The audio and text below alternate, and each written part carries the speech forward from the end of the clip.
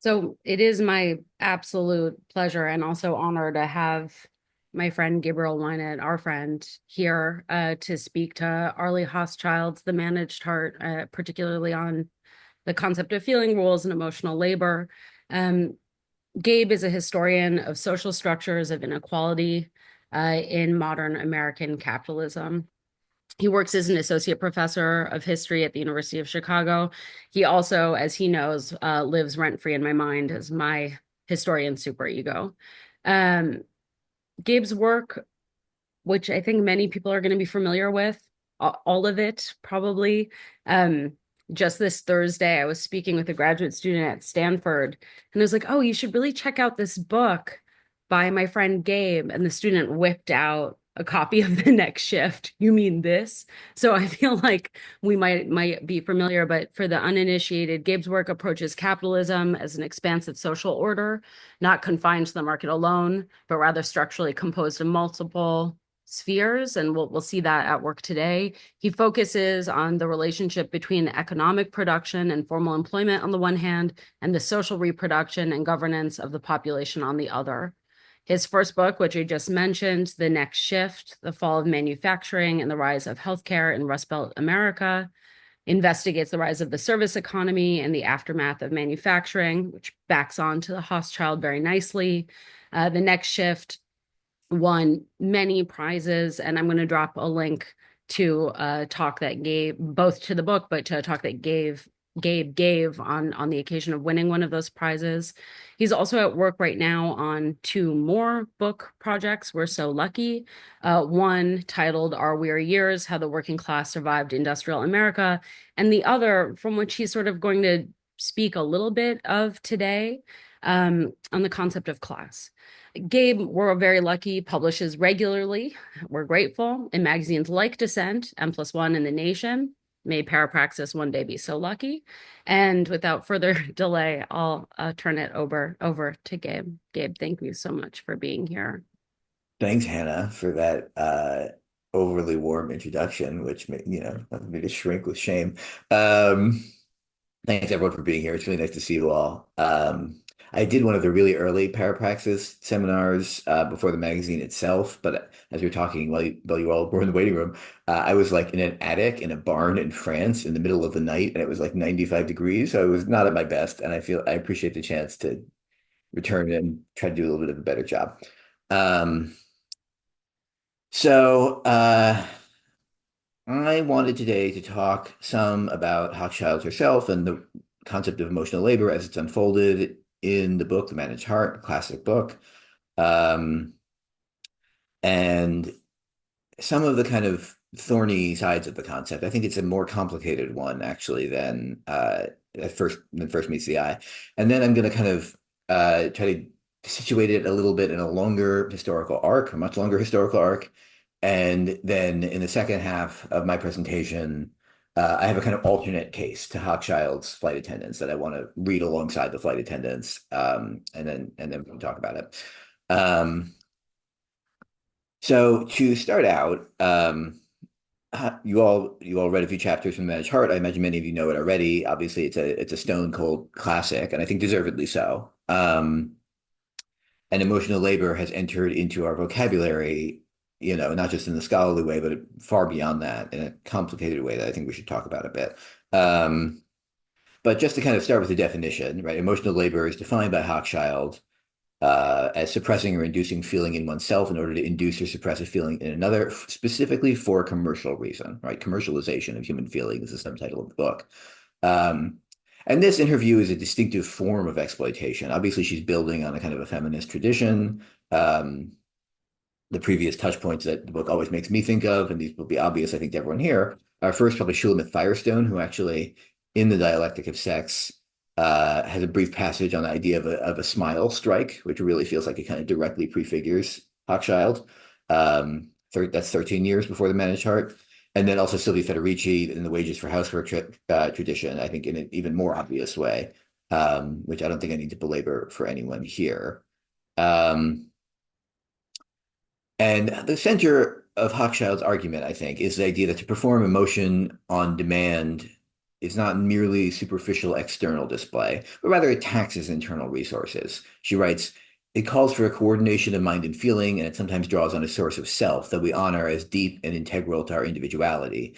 Seeming to love the job becomes part of the job, and fixing a money price for this love, although obviously fundamental to the job, in some way also seems to degrade it, right? Since the employee has offered up something of her person.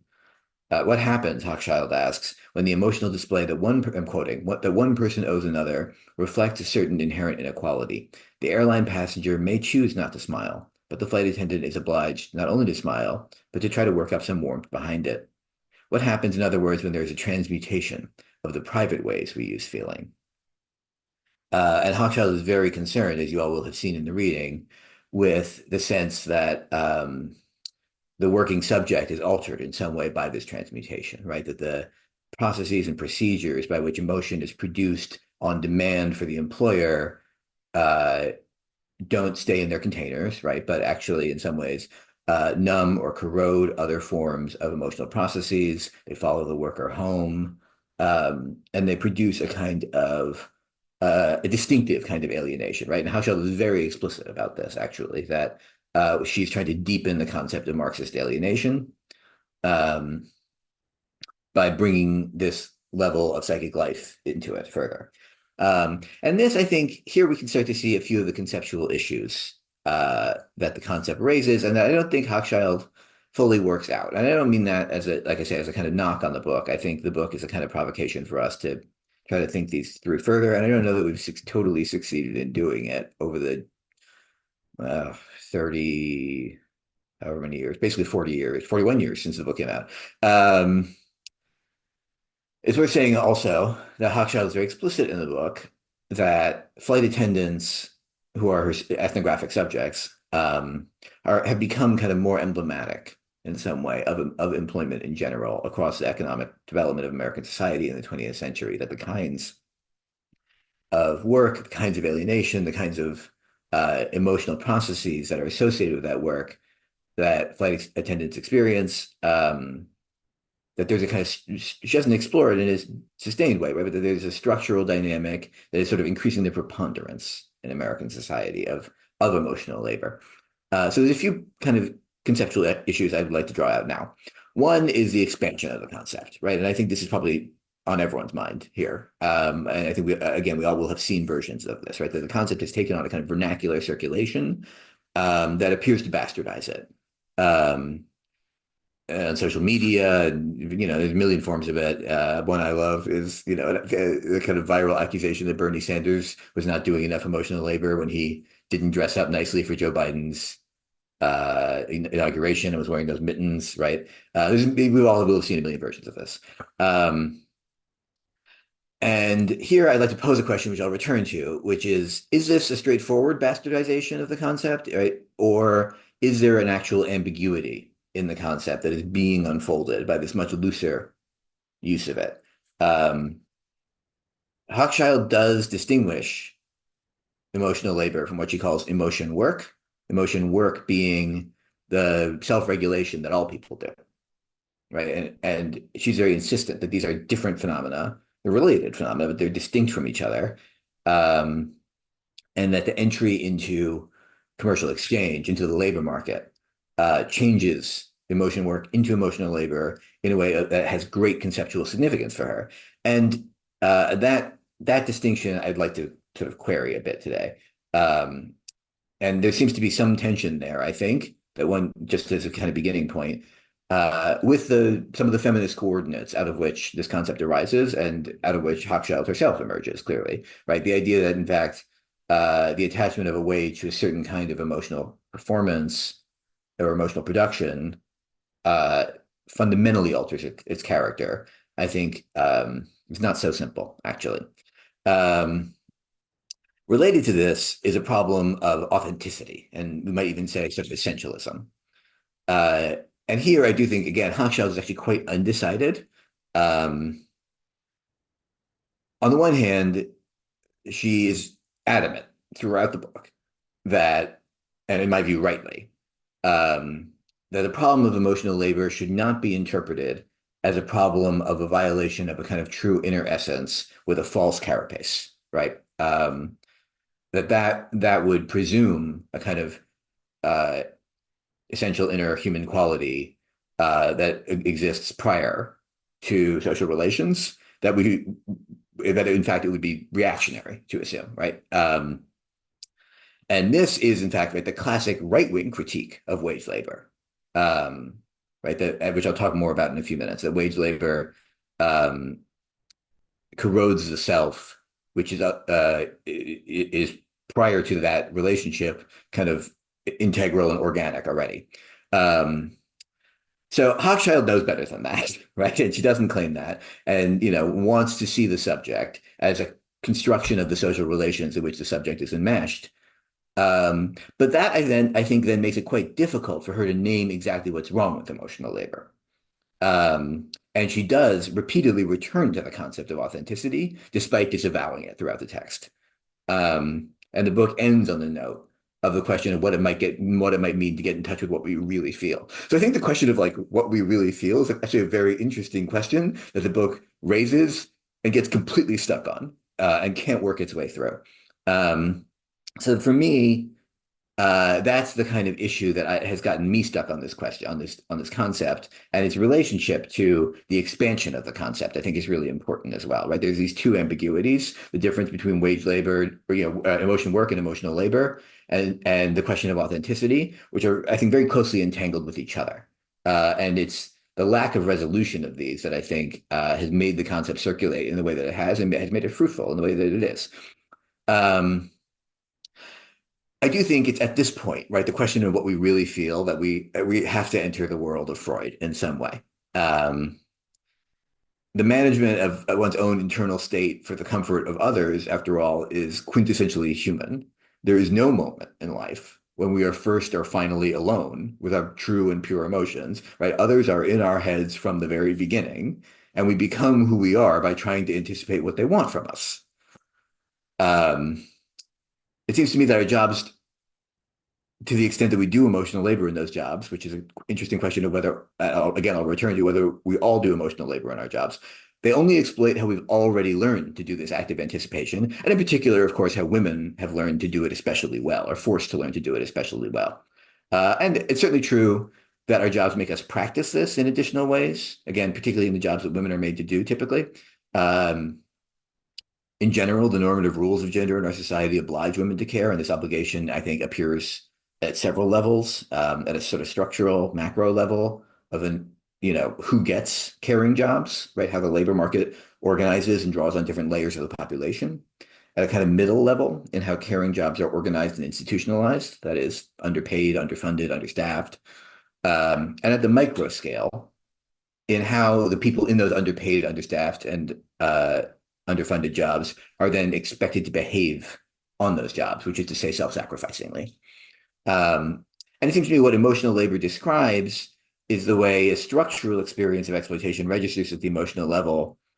But on the other hand, all forms of economic exploitation in some way register on the emotional level, right? It never feels great to be taken advantage of, even though we can acknowledge, I think, that some forms of exploitation register more or differently than others, and especially probably when they get entangled with some additional form of power, a form of power like gender or like race.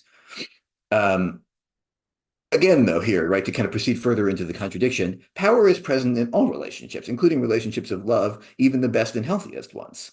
Between parents and children, between romantic partners, between friends, people who care about each other always do things they would not necessarily otherwise do or want to do. And they do this to please and out of concern, out of conscience, out of devotion, out of obligation, to be appreciated, and for an infinity of reasons, right, that are as diverse as life.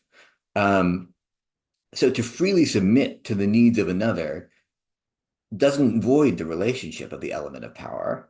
And instead, it sort of circulates back and forth in a more complex way. I do something for you of my own will because I care about you, and this establishes a certain intensity in our relationship and a kind of reciprocal obligation. Out of this cycle of escalating reciprocity, some kind of affection is born.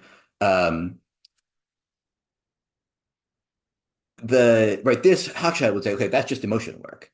Um, but acknowledging the presence of power in non-market relationships, right? I do think then makes that distinction between emotion and work and emotional labor much fuzzier. Um, and so it seems to me that the problem that the concept of emotional labor opens up for us in the end is a problem of interdependency, right? And this, if I sort of invoked the necessity of Freud a moment ago, right? Here is a moment of Marx. Since our prehistory, right, human beings have cooperated and have had to cooperate to secure our means of survival. And while this cooperation is generally obligatory, right? It is society itself. It's rarely carried out on equal or consensual terms. The conditions for participating in human life impose at the most fundamental level um, the problem of how one will adjust oneself to the purposes and needs of others. All of us do this, although we're not all made to do it in the same degree, under the same conditions, or for the same reasons. And the corresponding questions: who is made to adjust to the purposes and needs of others, and to what degree, and under what conditions, and for what reasons? These are questions of class analysis. The process by which these questions are answered is class conflict. Um, so it seems to me that maybe we can kind of abstract up in a certain way from the issue of emotional labor to the issue of the social division of labor, and the conflicts that go into the construction and maintenance of the social and change of the social division of labor over time, which is how interdependency is unequally established. Um, And here I think it's useful to kind of take a historical detour. So I'm going to do that for a little while across the kind of 19th century.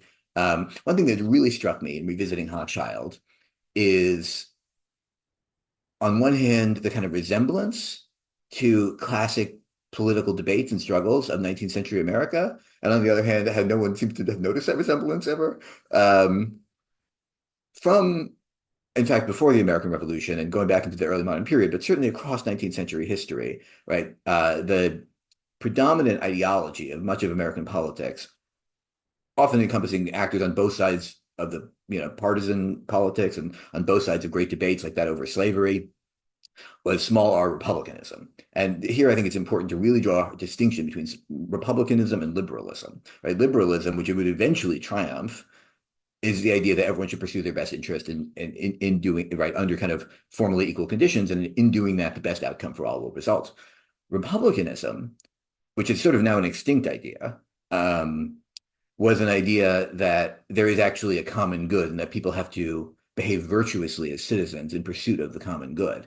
Um, and attendant to that was a particular horror of dependency, right? That runs all through Republican thought, because a dependent cannot exercise their conscience, right? They cannot, um, because of their need to attend to the wishes of another, right? They are incapable of the autonomous action of conscience that enables civic virtue.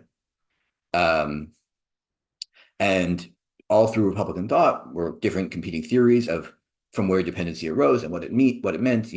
Children obviously were understood as dependents, women were understood as dependents, um, various groups, racialized groups, were understood as natural dependents in various ways, and by various kind of racial characteristics.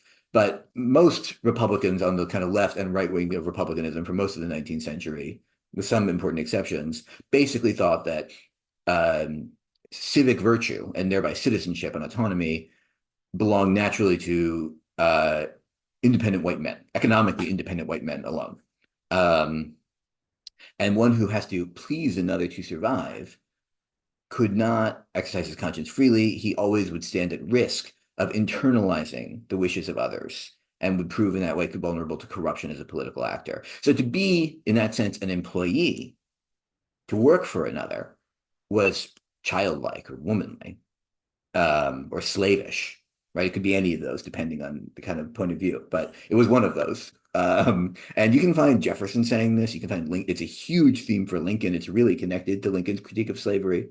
Um, but it's critical to understand, right, that this critique is not specific to people doing interpersonal service work. Ironically, even though domestic labor was the largest category of employment across most of the 19th century, it implicated anyone who took themselves to market. To do this, at least for very long, was seen as a kind of prostitution of self. and corrosive to the masculine virtue that made a man a citizen. Right? Markets were for baubles, but the good of the republic depended on and demanded men capable of self-denial, um, and thereby kind of posited a normative personality structure that was impermeable to the outside world. So as I've been sort of saying, this idea was quite central to this central debate of the 19th century over slavery and its meaning, right? And when you start to think about why that would be, right, I think it becomes pretty transparent, right? The issue of the self and the market, right, and how labor relates between those two. Can a person be commodified? What does it mean for a person to be commodified? Um, one text where you really see it play out super clearly, for example, is in Uncle Tom's Cabin. I don't know who's actually read Uncle Tom's Cabin. It's quite a drag to read. Um, but the villain, Simon Legree, is a devil of pure commerce, right? He is purely interested in accumulation, and he's also the only character in the book with any sexuality. Um, and on the other hand, little Eva and Uncle Tom, the dying saintly white girl child and the Christ-like magic Negro figure, right, are they have no appetites of any kind. Um, and the critique that Stowe is developing in that book is that participation in the market is corrosive of self, and slavery is wrong because of the way that it extends and deepens the market and the pressures of the market. Most infamously, the market enslaves themselves, obviously. Um, Similarly, there's a huge kind of concern on the abolitionist side throughout the whole period before and during the war about prostitution, right? And the entanglement of prostitution with slavery. Here I'm really indebted to my colleague Amy Drew Stanley's wonderful book From Bondage to Contract, where she points out that from the abolitionist perspective, right, slavery is wrong because it, in the vein of Stowe, deepens market relations into an intimate sphere where they don't belong. Um, and the prostitute is the kind of ultimate embodiment of traffic in human flesh, right? Which is still a formulation that kind of exists today in a way. Um, the pro-slavery side also saw prostitution as the emblematic wrong of wage labor, right? Prostitution from the Southern perspective, so the white Southern perspective, is the endpoint of labor markets, purely commodity, of pure free trade in labor without any of the reciprocal obligation that bondage implies. Um, and so on both sides of, and this is not, prostitution is not the only issue where this arises, but on both sides of the struggle over slavery, there are actually kind of central concerns about how to limit the extent of the market because of the corrosion of self that it implies. And the pro-slavery side also saw themselves doing this, right, by ensconcing the lower level of society in a kind of what they thought of as a kind of permanently subordinated and also protected position. Um, Now, the great irony of the war, obviously, I know we're far from Hochschild here, we're going to come back to it. The great irony of the war was that neither side got what they wanted, right? The result of two disagreeing strands of republicanism confronting each other was liberalism triumphing. Um, and what this caused was the proliferation of wage labor in the final third of the 19th century, right? From being a marginal institution, which was, I mean, Lincoln, for example, just, explicitly, his first message to Congress, he talks at length about wage labor and how wage labor is fine for children or young people on the make, getting started in life. But he just uses the phrase returning despotism to describe a society of universalized wage labor for the reasons of its consequences for the exercise of individual conscience, the way that it will corrode the impermeable masculine personality of the citizen. Now, that despotism returns in the final third of the century, right? The destruction of slavery, the kind of huge consequences of the war, caused the universalization of wage labor, exactly the thing that both sides have fought to prevent. Um, and that transfers the Republican critique of wage labor downward on the social scale, it becomes increasingly a working class critique, and a tradition of working class republicanism emerges across the 1870s and 1880s increasingly vocally. And here I just want to read a passage. This is taken from Alex Gorovich's book, From Slavery to the Cooperative Commonwealth, but he's quoting a primary source, um, a working class activist in the 1870s. Quote, thus is abject servility ennobled, as it were, by bosses and foremen. He who is a thorough, quiet, firm, and independent worker, the boss looks on as his most dangerous enemy, for he cannot be changed or put down. But he who is the most sycophantic, pandering to all the whims of his boss, the boss looks upon as his ideal workman, to be raised above his fellows, as an example for them to look up to, watch, and imitate. So sycophancy, pandering to others' whims. Here it seems to me there's something very close to the critique of emotional labor, not in the interactive service jobs of the late 20th century, but in the workshops of the Industrial Revolution. And, I'm not saying that what was demanded of a flight attendant in the 1980s was the same as what was demanded of a factory operative in the 1880s, but it's also not at all clear to me this is a fundamental difference in kind. And Hochschild addresses this, I think, quite unsatisfactorily, actually. Um, Obviously, a factory worker's unit output can't be measured in ways that maybe a flight attendant's, sorry, can be measured in ways that a flight attendant's impact on passengers' emotional state can't. But does that mean that the class experience of a factory worker is devoid of meaningful emotional content? It seems to me exactly what the labor Republican tradition I just quoted from reveals is that that class conflict is suffused with these questions of emotion. Um, in the central issues of industrial class struggle as they appeared in the 19th century, how fast or hard the worker would work, whether he would resist or comply, how much he would cooperate or compete with his fellows, there appear these unavoidable questions, and it's all over their language, of self-image and dignity that are quite close to the ones noticed by Hochschild a century later.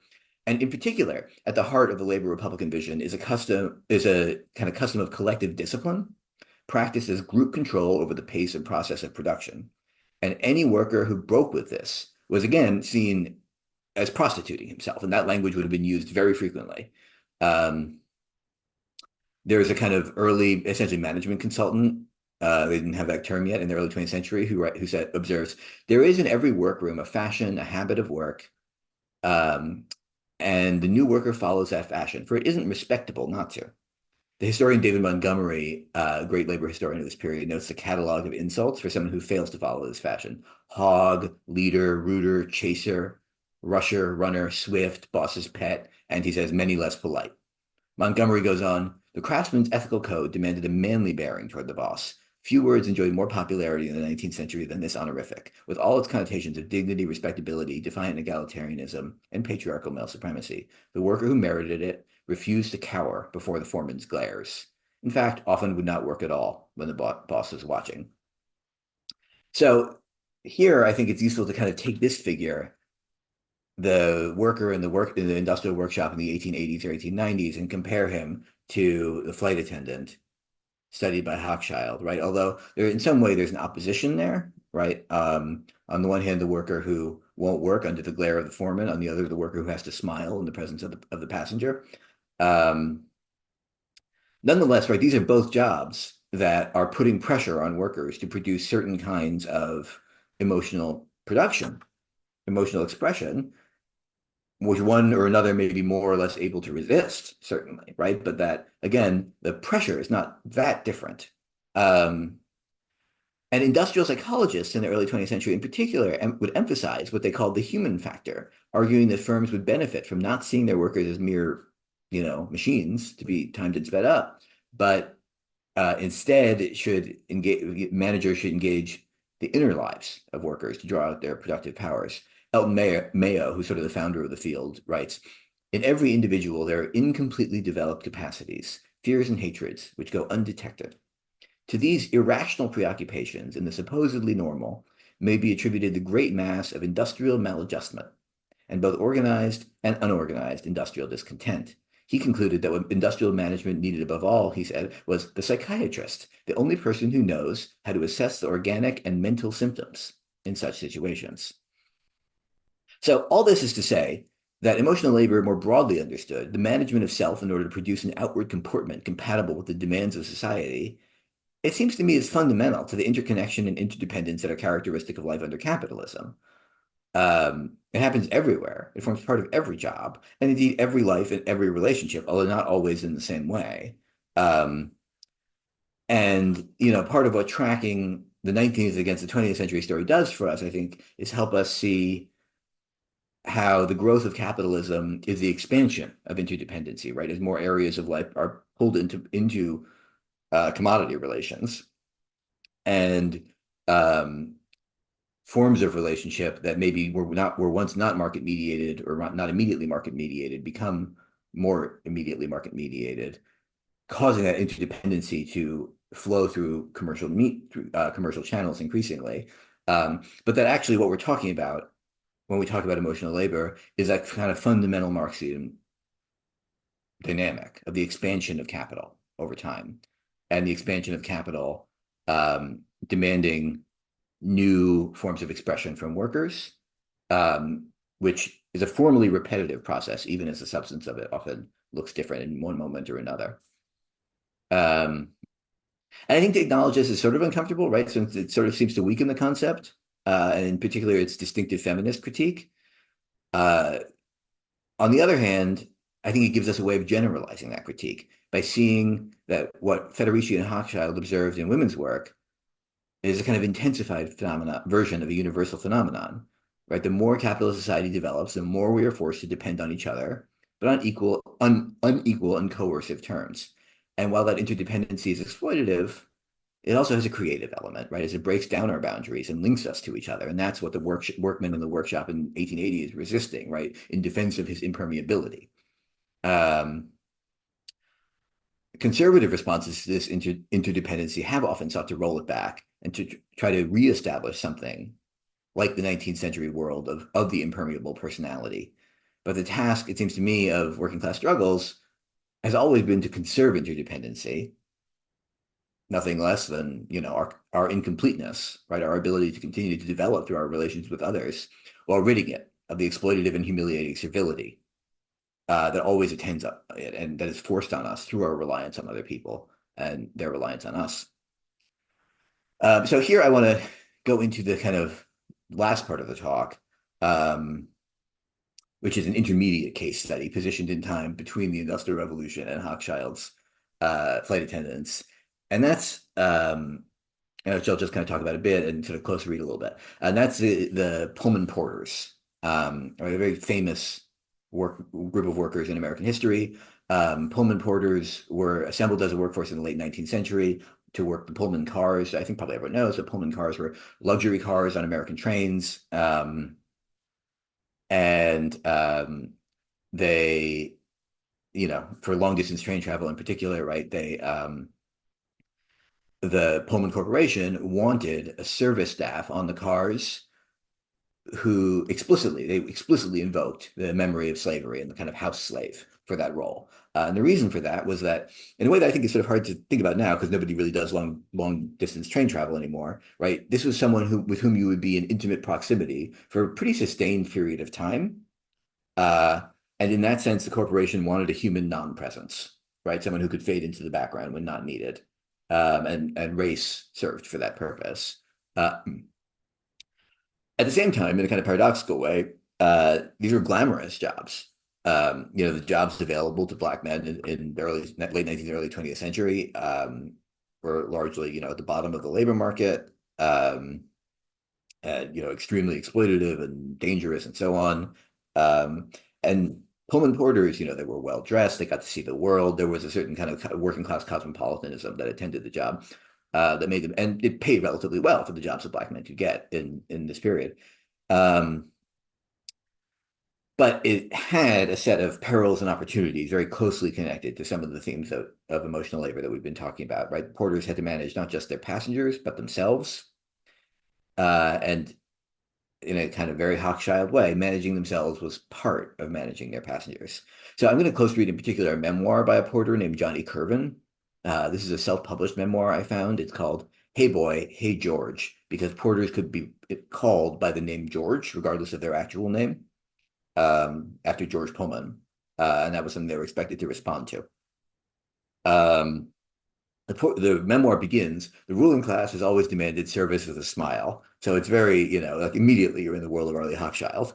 And just to give a sense, right, Porter's jobs, it was jobs you would recognize in another context as those of a maid or a domestic worker, changing sheets, shining shoes, bringing food when asked for, watching people's kids, taking care of random tasks like that. Um, Seeing to comfort. Curvin goes on, my personal credo is always to maintain a balance of being confident but not threatening to Caucasians, keeping my thoughts intact. And I'm going to return to this, he uses the phrase intact as two words. Keeping my thoughts intact had been a skill many a colored man had mastered in dealing with Caucasians. So I want to return to that ambiguous phrase, intact, because it sounds both like tactful and intact as one word, as in whole.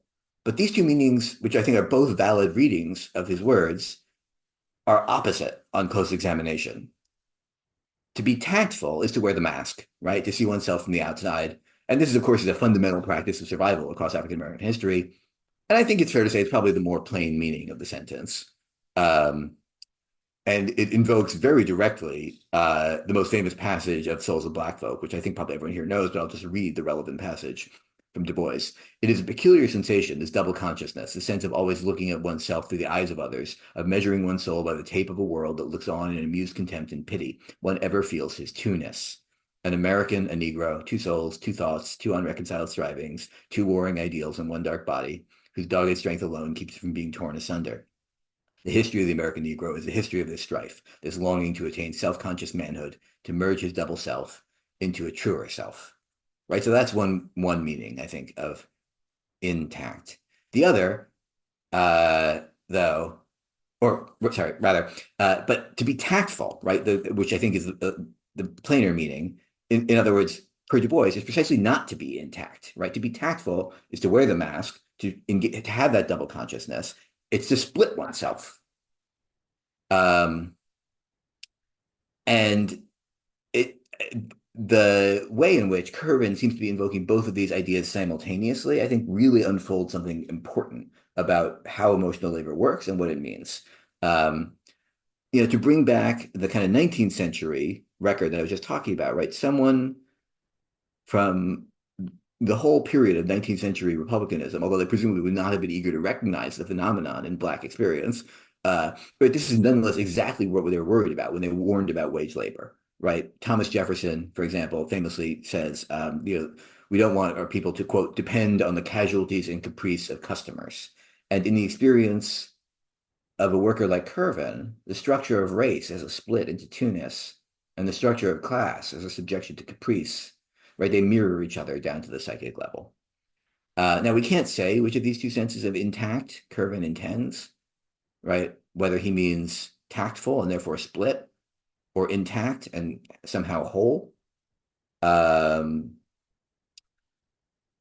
in some way, it seems he has to mean both of them, right? The job which condenses and amplifies the general Black experience of double consciousness, it causes some splitting of the self. And around this wound, in a kind of compensatory way, he has to work to keep himself whole. And this is another skill that he has to learn how to do the job well while keeping it from tearing him apart. And he has resources for this, right? This is not an impossible task, although it's a hard one. The most immediate resources are the glamour of the job and the respect and admiration he earns. But the respect and admiration, in turn, depend on his ability to wear the mask, to be unknowable and disposable, yet at times attractive and glamorous, to be a cipher. So it seems to me there are sort of paradoxes all the way around here that mirror the tensions in Hochschild that I began with. On one run that Curwen details in his memoir, he works in the private Pullman car of a millionaire, a man traveling with two beautiful kept women. And Curwen writes, envy of the rich showed, and of course, who knows, right? I mean, this is part of the interesting thing about this case, right? The artifice of the presentation in the memoir. Envy of the rich showed on my face, he writes, as I moved about the car. I thought of emirs, potentates, and kings. This was how they lived. What did a person have to do to get this level of wealth? Could a colored man ever reach this status? With some condescension, the millionaire asked Curwen if he'd like to be rich. Curwen writes, if I could have spoke freely, I would have said, what kind of question is that? Of course I desire to be rich. Of course I desire the good life. But taking offense to such a comment would have not served me. I shook my head, thinking of the ignorance of some Caucasians, and continued down the corridor.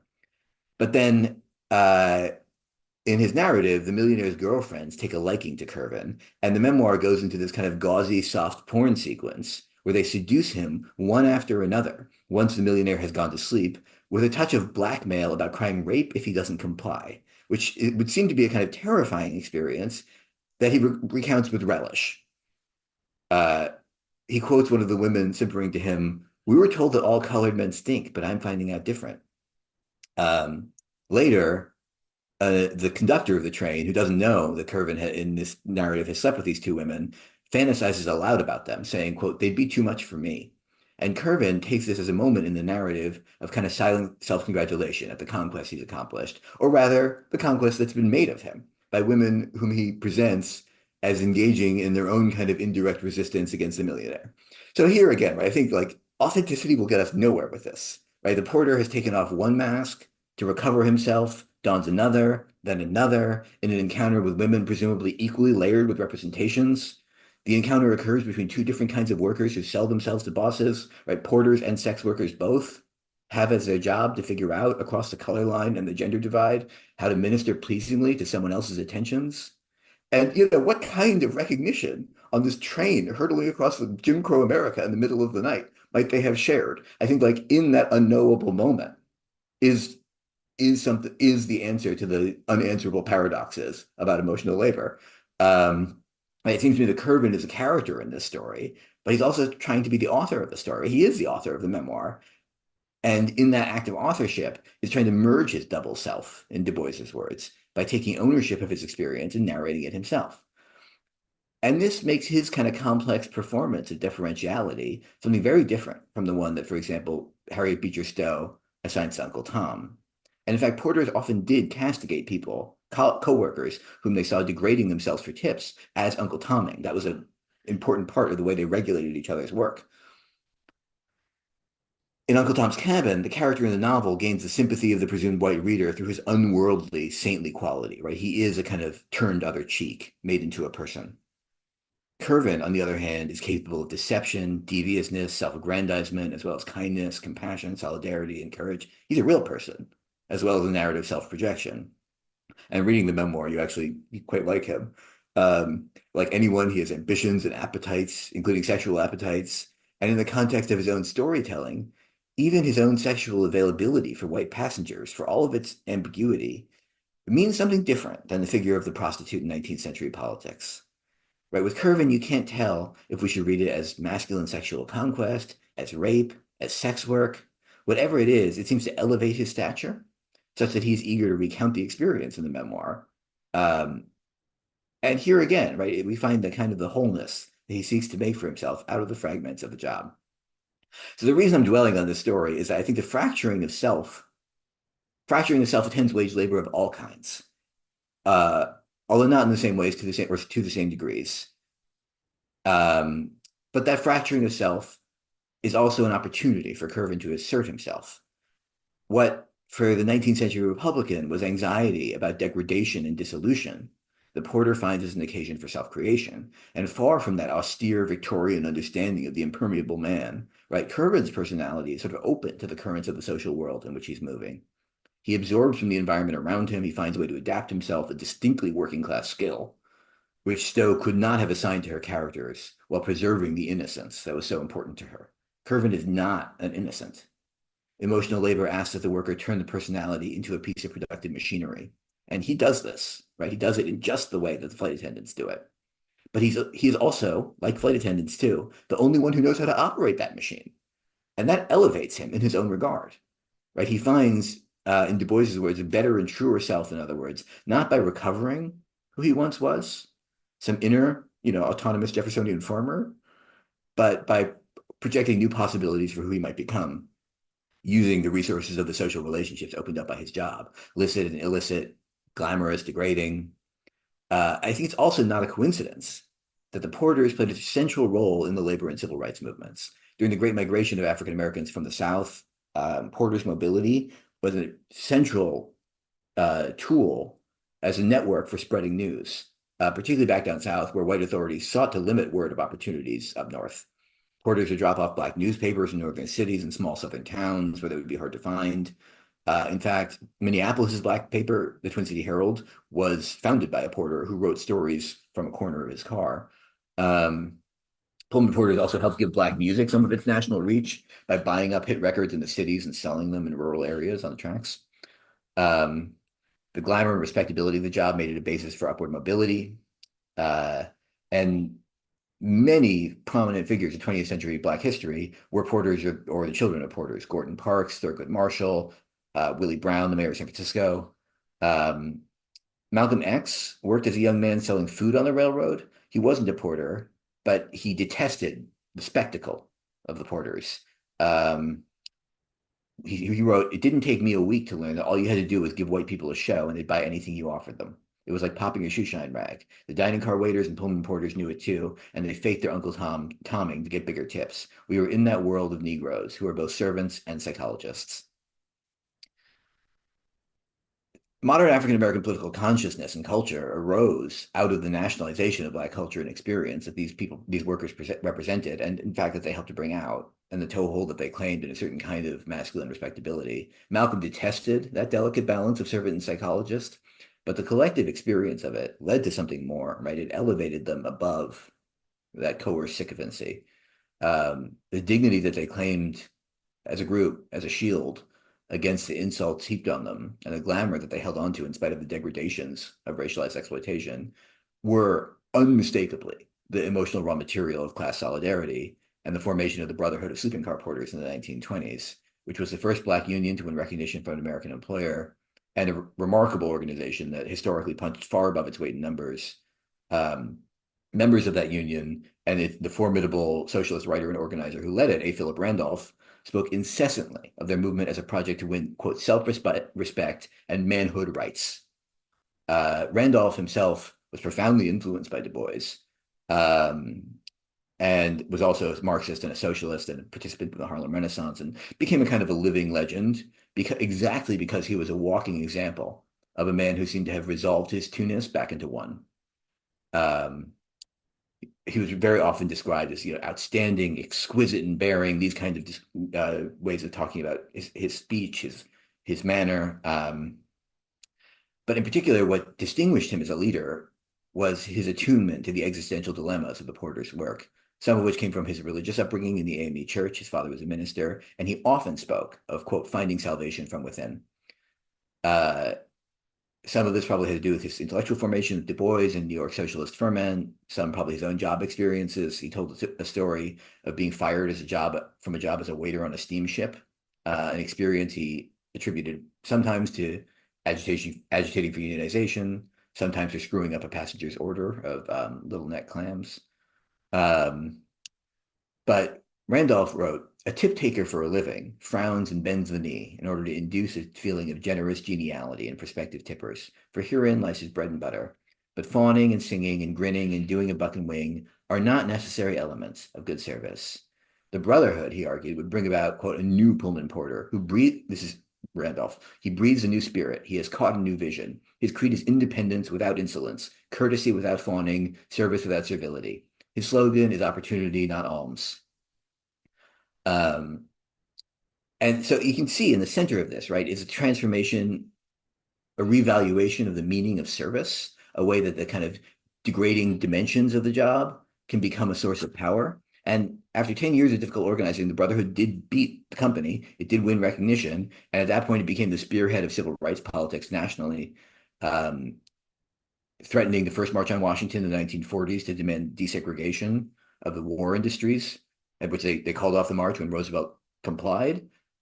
That process led millions of Black people to migrate out of the South into the cities, where they became union members and voters for the first time, um, and turned the Democratic Party into the party of civil rights. Right, that is an accomplishment of the Porters. Um, it's difficult to imagine it without them. And it's for that reason that when 20 years later they did hold a march on Washington, Randolph spoke immediately after Martin Luther King Jr.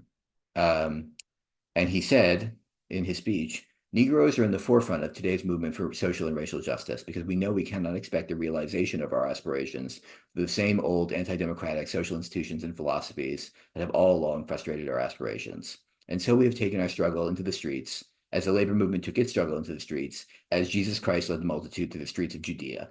And he made a set of concrete demands around healthcare, jobs, anti-discrimination, social security, but he spoke in terms of frustration and aspiration, indifference and sanctity. And there's a certain way in which it's difficult engaging with Hochschild, engaging with Randolph and the Porters, not to lament the universalization of emotional labor, right? The work that gets under our skin, which coercively stimulates our capacity to express care and to elicit feeling from others, right? Randolph documents the form of that psychic violence, as Hochschild does, right? The separation of self from parts of other parts of self and our capacities and potentialities, the way our jobs can make us feel mobilized by an outside and hostile force. And that violence, again, as Randolph observed in one way, Hochschild in another, hurts the worker most, where the worker has already been marked as a subordinate by gender with flight attendants or housewives, by race, as on the trains. America's millions of home healthcare workers, the fastest growing job category in the country, are marked by both, as well as often by immigration status and legal informality. Right, often these jobs do demand a performance of civility or punish a failure to supply one. But whenever and wherever, I guess this is what I've been trying to argue, whenever and wherever capital exploits labor, it creates new capacities among those who work. And this often takes the form initially of a survival strategy, a defensive structure around the sore spots in the daily work cycle. In the process, though, it may spill over into something more, at a kind of expansion of the self, as workers develop themselves faster than capital can corrode them, reinventing themselves in new forms shaped by the interdependency of relationships in which they are enmeshed.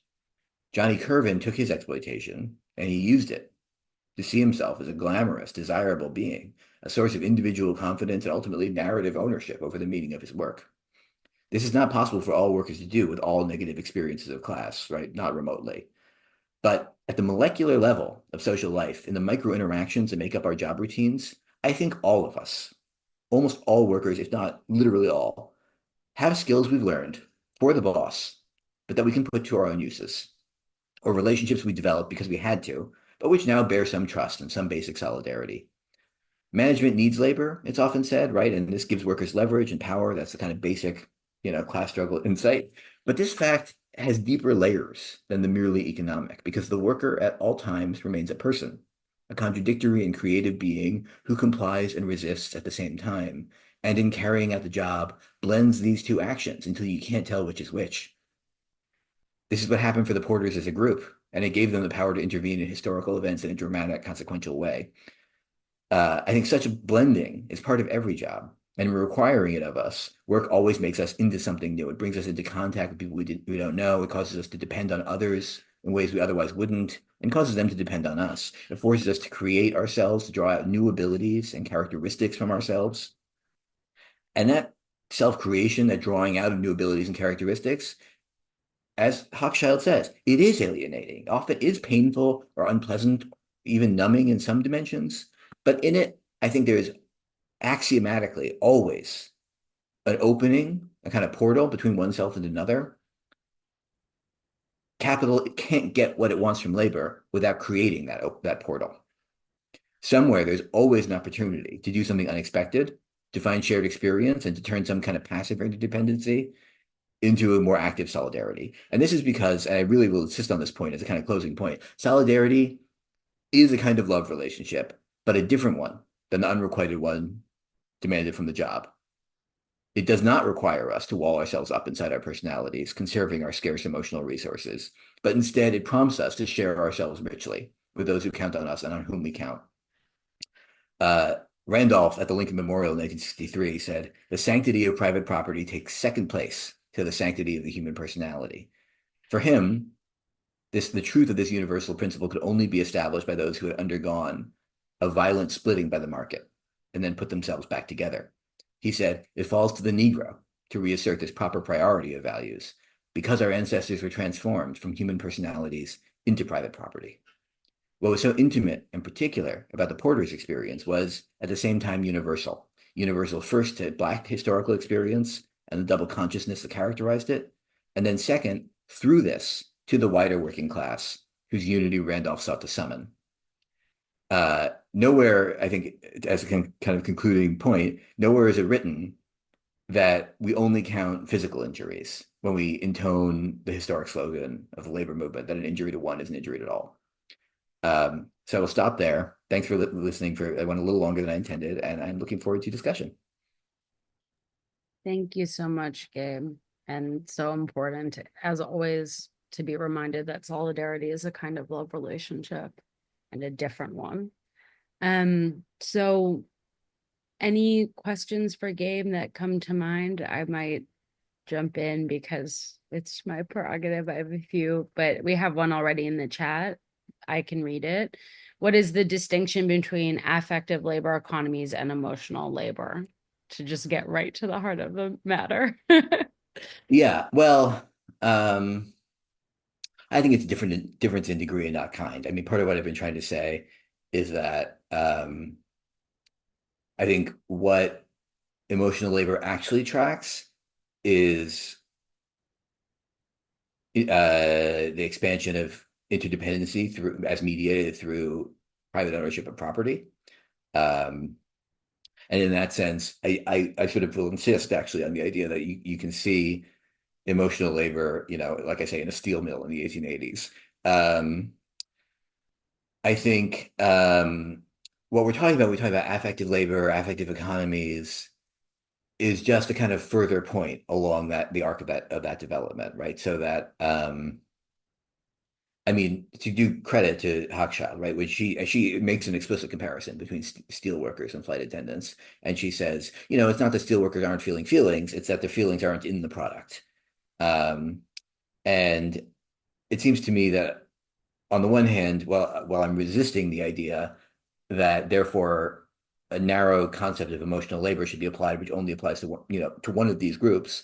On the other hand, I don't think that distinction is completely without relevance either, right? Because in particular, um, there is an important material difference between an affective economy, let's say. I use the example of home health care, which is a classic instance of, I think, um, and one more mediated by machinery. Um, I mean, I would, affective labor and immaterial labor are often described, or synonymized somewhat, and I think fairly. And what's important about them, right, is that the product disappears into the human recipient of the labor. Right? It's not materialized into a physical object. Um, it's not subject to measure in the same way.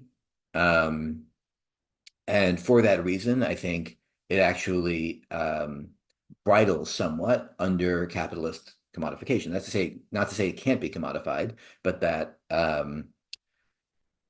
it's very difficult for capital to fully penetrate and reorganize immaterial or affective labor processes that are not mediated by the physical production of commodities in the same way. I really recommend Alyssa Battistoni's recent article in the American Political Science Review.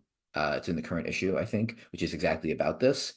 But an important result of it is that um, struggles over attention, um, questions of, like staffing and, you know, time in a kind of, I mean, struggles over time happen in industrial workplaces too, but the very familiar dynamic to us is, like, let's say academics. I mentioned people here are probably academics, right? And your sense that like, you don't have enough time in the day. There are not enough people working in your department to do all the things your department needs to do.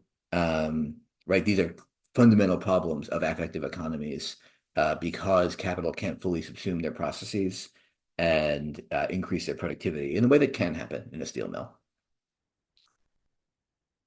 Great. There's another question from Sarah. Sarah, do you want me to read it? Okay. I will assume then that the answer is yes. So Hochschild argues, this is from Sarah. Hochschild argues that flight attendants mind this work less or will do it despite its alienating implications if the airlines take their views into account to maintain certain working conditions, example, not extending the routes, minimizing breaks, etc. The union can then take the language of emotional labor, the smile that sells more tickets in a glutted market, and use it as a bargaining tool to try to secure certain conditions. Emotional labor usually means, quote, something shitty I'm required to do at work, even though I don't want to, end quote. Can we think about the generalization of this concept alongside the spread of contingent, informal, casualized jobs? Yeah, I mean, well, for one thing, I think a few parts of this question. The first part, I mean, that's in a way like the example I was giving of Randolph, right? That's sort of what he's doing, um, right? It's not a total, rejection of wage labor or service work or whatever, but rather, including invoking a kind of authentic prior self, right? In a way that I don't think we would totally accept analytically. Um, but I think the quality of the service that's offered becomes a lever in the hands of workers under certain circumstances. Um, I'm not sure I understand the relationship between the first part of the question and the second part. But let's see, emotional labor usually means something shitty and required that a work that I don't want to do. Can we think about the generalization of this concept? I mean, I think that the expansion of capital is a sort of repetitive answer. I'm sorry. The expansion of capital and its penetration into or restructuring of more forms of life, more parts of life, um, is the cause of the generalization of the concept. In particular, I think this is what your question is probably getting at, as boundaries of formal, the formal workplace and the rest of life have corroded some, right? And so, um, as kind of more fragmentary forms of employment have become common, or less formalized forms of employment have become common, right? As your boss is kind of present in your pocket on your phone in some way, um, right? I think one consequence of that is the application of concepts that apply to the workplace to the non-workplace, or what would seem to be the non-workplace. Um, and that's why I'm resistant to Hochschild's kind of hard boundary drawing. Um, because it seems to me that that was an original insight of the feminist tradition on which she was drawing in the first place, right? In a kind of critique of housework, right, as bearing more resemblance to formal employment than one might have thought. Um, and while that kind of housewife model obviously doesn't exist in the same way anymore, I think to keep fidelity to that a version of that critique in a new context is to say that there is a kind of circulation between uh, work and non-work that's actually much more porous than an earlier moment in which Hochschild seems intellectually rooted might allow for. And that to apply concepts of one to the other might reveal things, right? The question of what kinds of human activity, what forms of our interdependence are called work and not. I mean, it's not totally random and arbitrary, right? But it's also not a reflection of a kind of essential quality um, of certain forms of human activity versus others. So I do think that what you're getting at in this question, Sarah, the spread of contingent, informal, and casualized jobs is tracking or describing um, that circulation, which I do think is generative, honestly. And I do think even in its kind of most bastardized form, supposedly, right, of like, girlfriends telling boyfriends, like, don't ask me to do that emotional labor for you. I don't know. Is it a bad thing that like people are applying a kind of vocabulary of exploitation to their intimate relationships? I'm not sure that's a bad thing. We'll go to Ariel, and then I see that there's another question in the chat. So this is, I think, very much a question along similar lines. One of the things that really stood out to me about the reading was in the third chapter. We get this bit that was like Stanislavski as practice of the self, right? Like there's a way in which like one takes the professionalized tools of acting and then it becomes a way to like live a better life, right? And I think a lot around sort of like, I don't know, the use of like Google Calendar, like in polyamory, right? The ways that there is this kind of circuit between sort of like these professionalized expectations and how they're entering the private life. Non-monogamy comes up as an example in this, and I'm kind of very curious how things around that circulate. So I guess my question is sort of, I guess, partially a conceptual follow-up, which is sort of what happens when these things of work become reconfigured as like important elements of self-fashioning or like a direction towards the good life. And sort of secondarily, do you see like a historical precedent for, this kind of like, the skills that you're building to be able to engage in this labor all of a sudden becoming like the image of what it means to like relate well generally in person as a private practice, Hmm. like moment of self-fashioning. Yeah. Well, I think to the first part of the question, I mean, I do think that we just have to read it in a kind of parallax, or I guess in a dialectical way, right? Like, I do think, in a moment where you complain about, how commodified your daily relationships are, right? How algorithms are penetrating kind of, part of your life that you, used to relate to in a different way, whatever it might be, right? Like, I think the moment of that complaint is not a bad place to persist for a while, right? I think that it's speaking obviously to a kind of critique of capital in an everyday or quotidian way, um, that has sense and has substance to it. I also don't like those things. Um, I think that the dialectical move is then to try to think about um, how can the ways that I have related to these forces kind of in their proper place inform how I might relate to them in their, new place, right? And as they move further into my life. Um, and I don't think that has a general answer, right? I think that it has incredibly heterogeneous answers. But to your second question, I mean, um, actually, I would reverse it almost. Like one thing that I've really noticed is there's a lot of complaint, and again, I think valid about like the proliferation of therapy speak, often in kind of exploitative or even abusive ways in our society, right? And again, that makes sense and is good critique. But you also like I have met I volunteer with Emergency Workplace Organizing Committee, which is kind of like workers organizing help desk basically, and it largely works with like younger workers in food service and industries like that who want to fight their boss over something, but there's no union that would be interested in representing them. Um, and the use of therapy speak, I mean, this is even in the Starbucks campaign or something, the use of therapy speak in workers organizing is amazing to see. And like it gives me pause, certainly at many moments, right? But like uh the sense that you might like workers might have personal boundaries that they feel like bosses have violated, right? That like language they've acquired for that from their own relationships, or that there are forms of expression of self that workers, have like for example, queer workers have really been non-binary workers have really been out front in the Starbucks unionization campaign, right? And there are kind of forms of development of expression of self that they've developed, you know, um, in their queer social worlds or through therapy or all kinds of forms, right? That they're then able to bring into the workplace as a way of expressing a kind of complaint against the violation of the dignity of that capitalist exploitation represents. Um, and I mean, it circulates in both ways, I think. Like, certainly my own scholarly work is on healthcare workers, and I know tons of like nurses who, um, I mean, I don't think they would be able to draw the causal arrow one way or the other, right? But like the skills of managing a hospital nursing job, on an understaffed, as all hospital floors are, an understaffed floor, um, they will tell you, in my experience, many, many people will tell you that like that inflects their ways of relating to, like a husband, for example, right?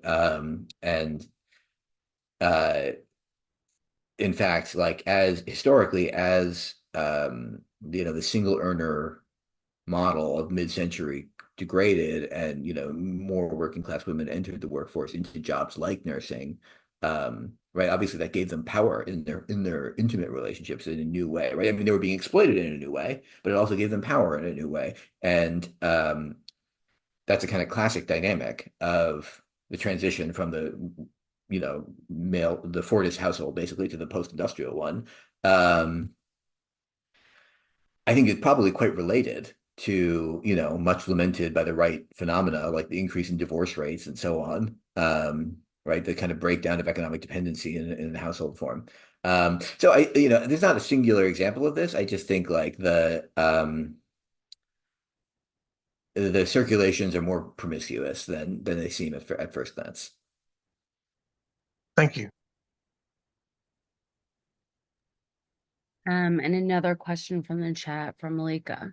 Um, does it matter that the kinds of emotional, and I think you've just also sort of begun to get at this, but does it matter that the kinds of emotional labor that you brought up are different from one each other? Yeah, I Uh, mean, I think it matters. I think it's helpful to try to see them as within as different instances within the same category. Um, I think it meant like the kinds, I mean, just at the most basic level, right? The kinds of felt experiences of alienation of an eroticized flight attendant and a steel worker when they get home at the end of the day, those things feel different. I mean, they'll feel differently to everyone, obviously, in some form, but the structure of feeling is different between them. Um, and the common responses are different. I mean, for steelworkers, like alcoholism was a very common response, basically, in steelworkers communities. Um, and the resources they provide for kind of resistance are potentially different, right? In the way that I've been insisting that all these forms of exploitation also generate resources of resistance. They don't all do it, I wouldn't say in the same way. Um, I think what's helpful in putting them in the same category is just to say that it helps us kind of get past one, the questions about to what kinds of work does this concept apply properly or not, and the authenticity issue that I began with as well, right? If we see it instead in terms of the division of labor and the question of interdependency, um, then we can see a whole set of practices and responses and compensations and defensive measures as kind of moments of a larger process.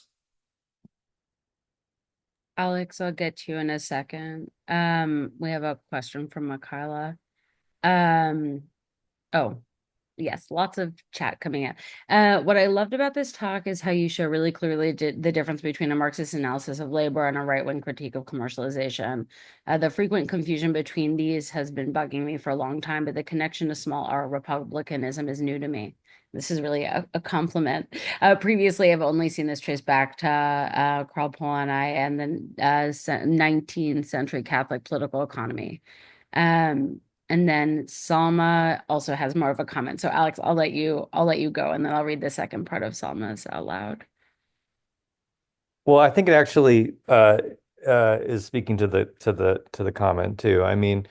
Um, I was reminded that Hochschild's sort of so far she like tarries with Rousseau as like an example of someone who has an authentic personality that's made interpersonal property, and then it reminds me of the Randolph thing too. And I guess what I'm wondering about is there are, I don't want to say like false ways of traversing it, but insofar as like Rousseau's problem is also where the human personality is made into an object of property. And then that seems to like vitiate, or there's a loss of some kind of authentic way of being. I guess I'm wondering like uh where the responses to that problematic, which capitalist social organization reproduces in a kind of exploitable way, like one wonders like what is the way to talk about an authentic, which is where you open their talk, Yeah. right? And I want to give one case study kind of example of this. I had a client who quit a trade union because that he worked at with his brother because he thought the trade union was racist, and then he became he took the graveyard shift as a home health aide. So I'd see him in the morning after his shift, and his brother died in a shooting in the neighborhood in which he worked. And when I started to do dream work with him, it just unleashed like a flood of like certain kinds of like emotional, what had been, I think, from my perspective, kind of emotionally stifled around the kind of like not only a sibling relation that he was grieving, but a sense of like a kind of more authentic familial relationship that he couldn't do because he was spending all of his nights as a home health aide. And so the split that we've been talking about seems to have ran along this line where the job was as it were like vitiating his capacity to like attend to his girlfriend and his children and his family and so on and so forth. And so he felt real split about what was the right place to apply his energy, as it were. And so I guess with that example in mind, I wonder, I would just say outright that all of the patients I ever saw, they did have this sort of like really aggrieved or difficult sense of like I'm not living the right my right life, whatever that might mean, you know, like there's no way to get around that as a problematic. And so I'm wondering, given your talk, like how one should address oneself to that, like both in context and then How to live right life. yeah, maybe that's ultimately what that reduces to. But I think the collect even like where you seem to be pointing to like, well, actually the collectivization of that problem is a way to address more directly what the solution might be. Yeah, I mean, I think that's the only satisfactory answer, but it's also a very general answer. I mean, I briefly alluded to this and you picked up on it. I do think that there is a moment in any struggle with these questions um, of, Spivak uses the phrase strategic essentialism, and I do think that's actually worth thinking about. Like, I have been arguing this whole last hour or more against the kind of essential view, right, of the human personality as having some kind of intrinsic nature, which is then violated by traffic with the world. Um, and I would argue against that. I also think that in the moment when one begins to try to articulate a critique of the way of the splitting that the world enacts, right? The wrong life that we're forced to live by our place in social relations. It's very difficult to begin that without a moment of essentialism, which can be quite long. Fanon has that great line in dealing with Sartre. Let me try to find it actually. And I Googled it recently, and so whatever, it's gonna take me too long. I won't do it now. I'll find it when someone else is talking and then put it in the chat. Um, but he describes it as a kind of like, a lonely midnight or something like that, where the in his case talking about race and decolonization, right? The um, black subject has to engage in a kind of open-ended traversal of a kind of particularistic and even kind of essential account of themselves and of race and its meaning before arriving at a kind of universality, right? And I think for me, that's what's powerful about the Randolph example, right? Is that actually his career and the collective career that he's at the sort of the face of embodies a kind of traversal of that kind. It took decades, right? And was never complete, obviously. So I do think I don't mean to say that people should not make a resource of a sense of their true, true self or an authentic self that is, has been contaminated in some way, right? I think it's inevitable that we will do that. I think the challenge, whether in a clinical context, I don't know, or in a political context, is to not turn that moment into a kind of regression into trying to do or a moment of recuperation or recovery, which can't ever be captured, right? Because we have always already been yes, thank you. Lost in the night of the absolute. That's the phrase I was looking for. I turned it into midnight. It's conflating it with Althusser. Um, um, so I do think getting lost in the night of the absolute, the only condition for attaining self-consciousness, is a perfect paradoxical statement of this, actually, right? Because it's not synonymous with attaining self-consciousness. That's not what Fanon is saying. It's saying getting lost has to happen prior, but in as much as it involves getting lost and with it a sense of loss, right?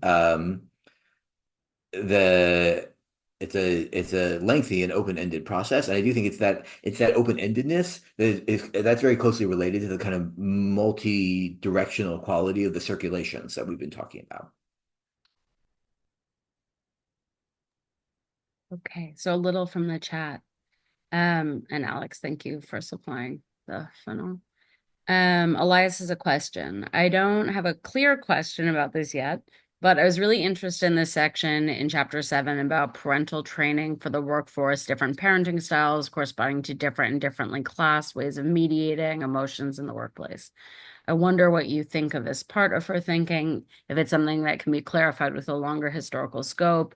It seems to both confirm your argument that there's a hidden universalizing tendency in Hochschild. She's not only talking about parents of people who go on to do emotional labor in her narrow sense, but at the same time, it's used to construct a sort of crass working versus middle class behavior versus feeling distinction. Yeah, I mean, I think the question contains its own answer. I mean, I guess I'll just try to sort of expand on it. I think that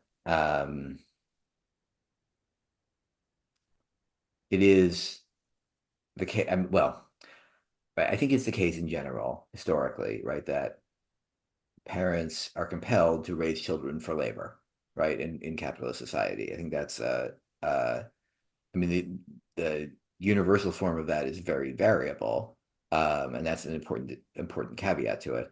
But that part of the kind of super egoic imprintment that parenting has to accomplish, right, is preparation for capitalist discipline. And schools do this too, really importantly. Paul Willis's book, Learning to Labor, is really good in this regard. Um, but they don't all do it in the same way or under the same conditions. And in particular, right, the forms of compliance and um, or the resources for compliance and resistance and the way those things are blended, I think um, it does. I mean, I think historically it varies a ton, and I think it also sociologically varies a ton. Um, let me actually just tell a story instead of trying to talk about this in the abstract.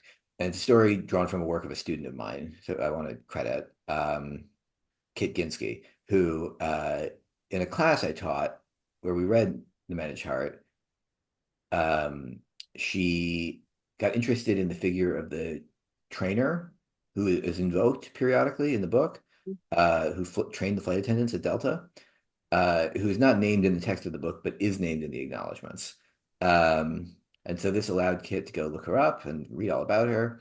Um, and it turns out that this woman, whose name I now forget, she's from rural small town Georgia. Delta began as a crop dusting company in Georgia, and it's the kind of Walmart of the flight of the airlines. Right, it remains non-union. Has kind of its thing was always like Southern hospitality, and it kind of tried to get flight attendants to be like Southern hostesses rather than like sex pots. That was their image. And anyway, this woman is from small town Georgia. She's like one of the first flight attendants ever hired by this company. It appears, although it's hard to definitively prove, but it appears from Kit's research that she was probably closeted her whole life. Her small town paper is often, they would sort of write articles about, um, her adventures with this big airline. And there's a kind of woman companion who she always seems to be going with, and she was not married. Um, and so I think I tell this story for two reasons. One, right, here's someone who has been taught something or learned something in her own childhood in this white Southern Jim Crow, heteronormative environment, presumably, um, about what a proper performance of gendered emotional labor looks like. She's been taught it so well, or she's learned it so well that she teaches it to others, right? Thousands of others. Um, and in fact, she's an external student of it in a certain way, right? As someone who, I mean, if the conjecture is correct that she's closeted, right? Then in some way, this is someone who's observing normative heterosexual femininity from the outside, right? And it has become in that way such a good observer of it that she can teach it, which in turn makes the set of skills that her students learn and that Hochschild learns and that Hochschild observes look like a kind of cartoonish performance of a kind of normative femininity, almost to the point of like drag. Right? This is like a closeted lesbian's idea of what it means to be a good woman. Um, I say all that in response to a question about parenting, even though it's not explicitly about that, because I think that there are always non-conjunctures or disconnections between the image of the normative future worker that the parents can partly try to raise and partly will resist raising, and the ultimate result. And again, I just think those are generative sites, both for forms of exploitation where employers actually realize they can exploit this quality of this working population that has learned these skills, not even particularly for this job. This is something I found in my own work. Healthcare employers realized in the 80s there are all of these housewives who need jobs for the first time in their lives, um, who have been, and this was said in an actual corporate document, have been training for this position, i.e., home health aide, for their entire lives, meaning by learning to be women. Um, so employers kind of discover skills that parents produce in unexpected ways, right? That weren't intended for that. And there's a kind of structural causality rather than a linear one. And they also think the opposite is probably true, right? Where parents raise children, prepare them to be able to perform certain kinds of labor that actually they that aren't wanted, and that becomes a kind of source of frustration and complaint and grievance. And I think again, I think it flows much in a much more complicated way, in part because human beings aren't produced for market directly, right? I mean, human beings are produced for market indirectly. Labor market conditions affect fertility and they affect parenting and so on. They affect education. Um, but the time lag is very long. Um, and the process of imprinting the demands of the labor market on the human subject is extreme. I mean, that's a refractory material to work with. Thanks, Gabe. That's great. And what a wild story from Kit, who's great. Yes, I hope she publishes that. I've been telling her she should. We can all send Kit an email being like, please. We have one more question in the chat. And so if anyone else wants to raise their hand, but this is from Salma. And it's long, so I'm going to read parts of it to get to the question. This is more of a comment, but here I'm reminded a bit how to suffer from Marx in the manuscripts is an essential passage to passion, essential category for revolution. Marx, in a way, says that despite the workers' daily experience of suffering and pain, exhaustion, depression, and anxiety, the workers do not feel suffering for what it is because the capacity to feel is dulled by capital's obsessive tendencies. Your presentation is so helpful here because I recently discovered that, strangely enough, one of the gravest mistranslations of Marx in this exact realm of feeling, and goes on, the mistranslation of self and feeling. And then this is all to say the way you speak of the porter's capacity to deal with their emotions is at the core of overcoming exploitation. The stakes are not merely to expose exploitation, but to make it felt. Can you talk a bit more about this worlds of feeling and consciousness? Yeah, it's a great. I'm glad to know that about the translation question, which I didn't know, not knowing German.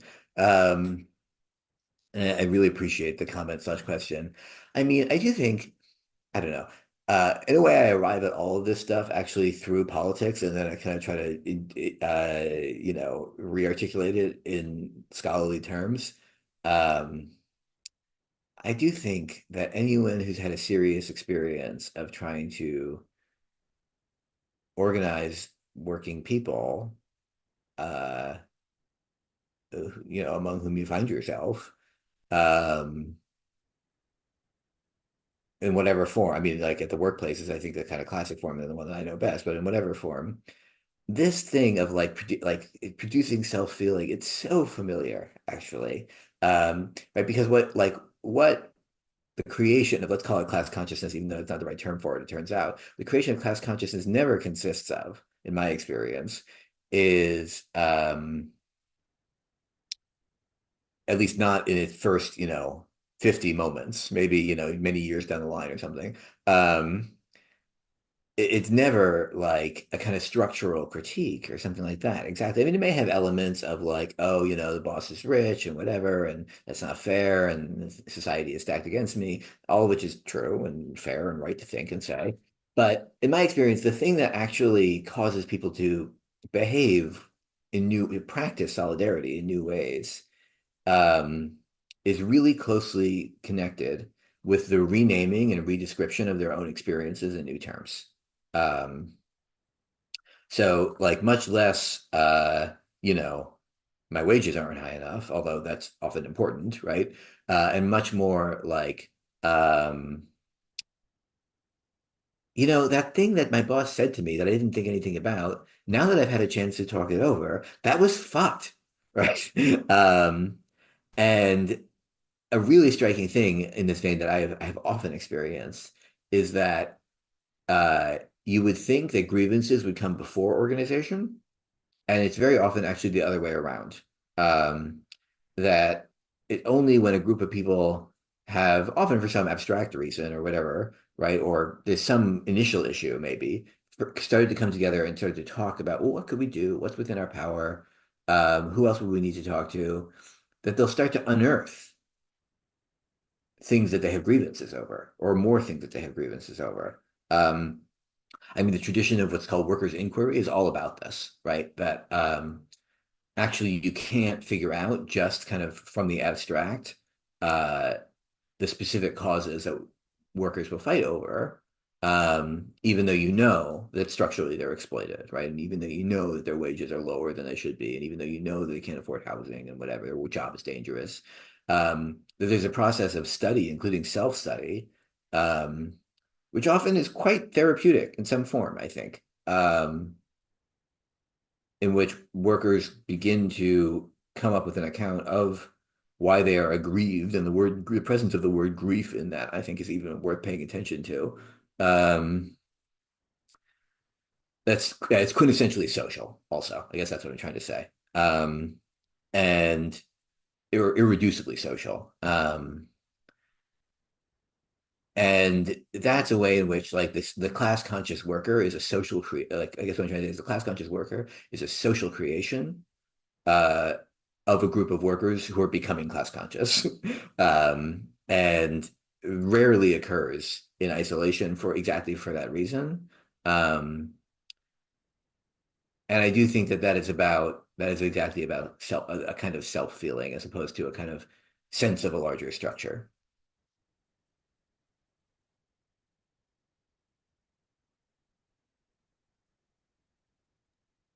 I mean, a Uh, sense of a larger structure might play a role, but I don't think it's the, yeah.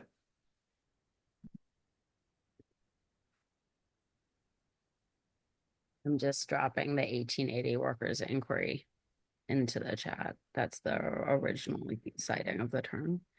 Um, Gabe, it seems and is it true? Are we done with our questions as a group? On that beautiful note of remembering the grief in aggrieved. Gabe, thank you so, so much for coming to speak with us. This was absolutely wonderful, and I can't wait to read it on the page. Thank you, thank you. Next week we have Patricia Garavici coming. The readings will be in the Google Drive by tonight. She's sending over the PDFs. But we'll be back here next week. A mix of Samo Tomsik and Sigmund Freud, which will be great. Thank you so much, Gabe. Thank you to everyone for coming on your Sunday, and see you very soon. Thank you, Thanks, Gabriel. everyone.